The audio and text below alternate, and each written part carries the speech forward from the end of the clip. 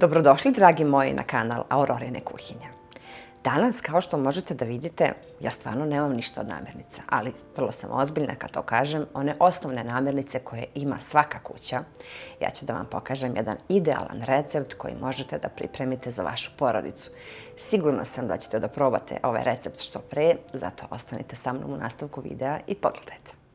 Pripremila sam kilogram brašna, pa ću da stavim ovako u jednu veću posudu. Ovdje imam 1,5 kašičicu soli, 500 ml mlake vode sam za sad pripremila i dodat ću 10 grama suvog kvasca i 1 punu kašičicu šećera.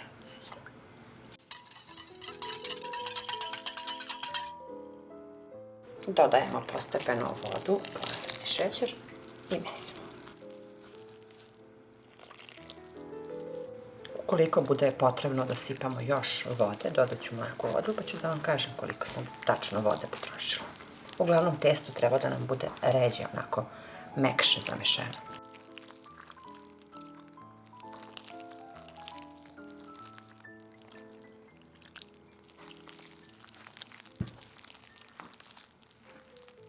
Ja sam ukupno potrošila 800 ml vode da bi dobila ovako fino meko testo. Zavisi od brašna. Ja koristim brašno za sve namene, tako da znate.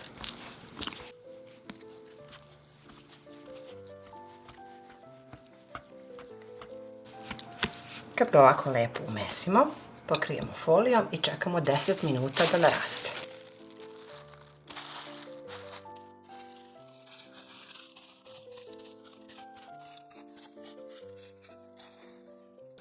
Pripremimo malo mlake vode pored, pa čisto samo malo da nam se ruke ne lepe za testo, premesimo blago. Samo prebacujemo testo, znači ne mesimo kao obično testo. I opet pokrijemo folijom i čekamo 30 minuta.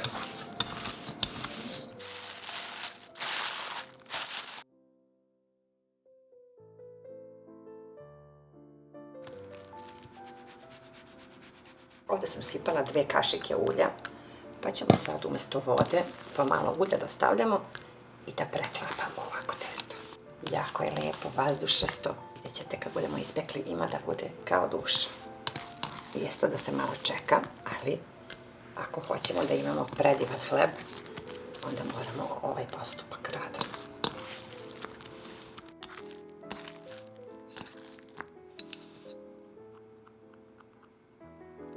Sad kad sam premazala uljem, pokrijemo ovako folijom i ovo je zadnji put, sad čekamo sat vremena. Evo, posle sat vremena, puno balončića. Tako je mekano. Malo ulja na ruku i da odvojimo samo testo od ove posude i da stavimo preko stola.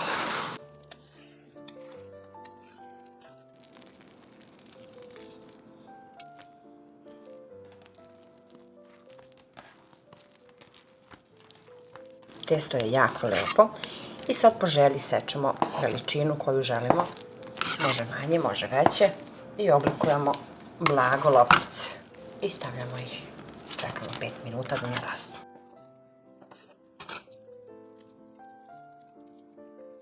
Evo sad možete da vidite koliko balončića ima ovo predivno testo, to je prepuno, tako lagani kolačići. Sad ih samo 5 minuta pustimo ovako da odmore. Stavila sam 1 kašiku brašna i ovdje dodajem vruće vode, 1 čašu, pa mutimo da nema grudvice.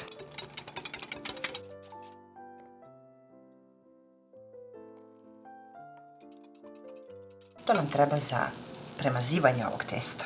Isekla sam papir za pečenje, kocke, onoliko koliko je dovoljno da jedna ova pogačica stane na ovu kockicu. Ruke obavezno umočimo u brašnu i vodu, da se to lepo odvoji. I ovdje sredinu probušimo, da napravimo ovako otvor i stavljamo na papir.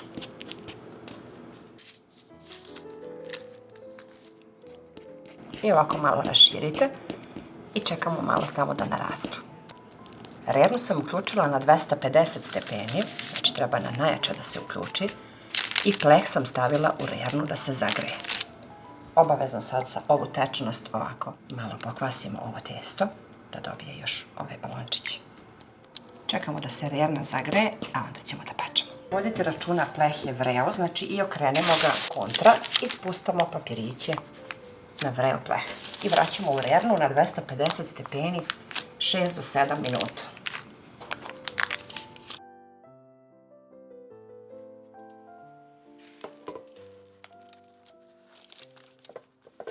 Pogačice su gotove, pekla sam ih 10 minuta da znate da dobiju ovako lepu boju.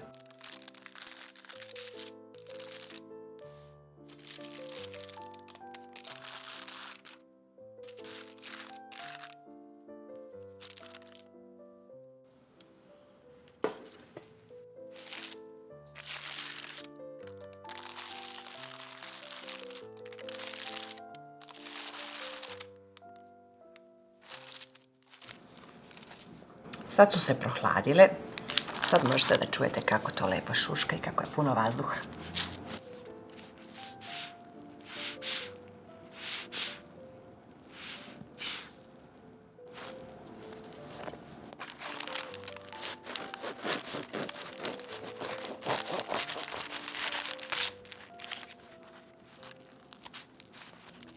Evo sad možete da vidite koliko je to unutra vazdušasto, puno rupica ovih balončića vazduha, stvarno predivno, tanka korica, to je znak da je savršen hleb.